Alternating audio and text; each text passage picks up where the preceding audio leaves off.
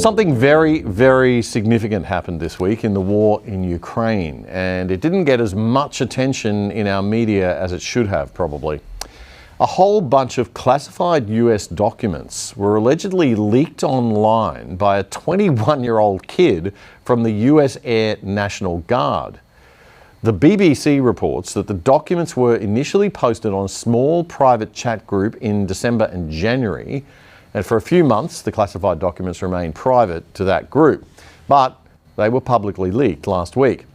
The BBC says the most damaging of the documents, one document dated March 23, refers to the presence of a small number of Western special forces that are operating inside Ukraine. It didn't specify their activities or location, thankfully. The UK now apparently has the largest contingent of these special forces, 50, followed by Latvia 17, France 15, the US 14, and the Netherlands 1. Now, as Tucker Carlson from Fox News told his viewers this week, this simple fact alone actually changes a lot. As we speak, American soldiers are fighting Russian soldiers. So this is not a regional conflict in Eastern Europe. This is a hot war between the two primary nuclear superpowers on Earth. And Carlson says that because the war hasn't been formally declared nor authorized by the US Congress, it's actually a violation of US law and is a crime. The second thing we learned from these slides is that despite direct US involvement, Ukraine is in fact losing the war. 7 Ukrainians are being killed for every Russian. Ukrainian air defenses have been utterly degraded. Ukraine is losing. The Biden administration is perfectly aware of this. They're panicked about it, but they have lied about this fact to the public. Just 2 weeks ago, for example, Secretary of Defense Lloyd Austin told the U.S. Senate that Russian military power is, quote, waning. In other words, Russia is losing the war. That was a lie. He knew it was when he said it, but he repeated it in congressional testimony. That is a crime. But Lloyd Austin has not been arrested for committing that crime.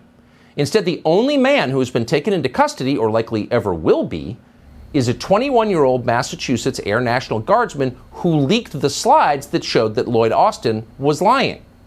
He revealed the crimes, therefore he's the criminal. That's how Washington works. Telling the truth is the only real sin. Fox News' Tucker Carlson there. He went on to point out that instead of reporting on what the documents revealed and said, the mainstream media spent most of its time focused on slamming the reputation of the young whistleblower. The Washington Post, as you know, reviewed video of this suspect yelling racial and anti-Semitic slurs. Is this a dangerous person? This air guardsman who's now been taken into custody had talked about being a gun enthusiast, had been at gun ranges. He's obviously a member of the military. And he's the big guy in the scene. Somehow he has access to this kind of information, and that makes him even larger. A person who thinks they know better than everyone else, they're smarter than everyone else in their view. That this is a 21-year-old man. He's described as a gun enthusiast. Feels like, in some of these descriptions, somebody who's maybe hungry for power. So this 21-year-old Air National Guardsman from Massachusetts is not a whistleblower, CNN explains, with the help of the many intelligence agency figures it has now hired as analysts. No, he's not a whistleblower. He's a criminal. Because he is, unlike the people who run our government, quote, hungry for power. That was Tucker Carlson on Fox News on Monday. The BBC reports that other documents in that leak reveal that a dozen new Ukrainian brigades are being prepared for an offensive that could begin within weeks. And they list in great detail the tanks and other weaponry being provided by Ukraine's Western allies. That is detail that definitely shouldn't be leaked, and it could cost lives on the battlefield. But there's no doubt that since Western allies like Australia are supporting NATO, there is a need to know if AUKUS partner troops have been deployed on the ground and are directly engaged in conflict with Russian troops. And these leaks show at least 64 have been.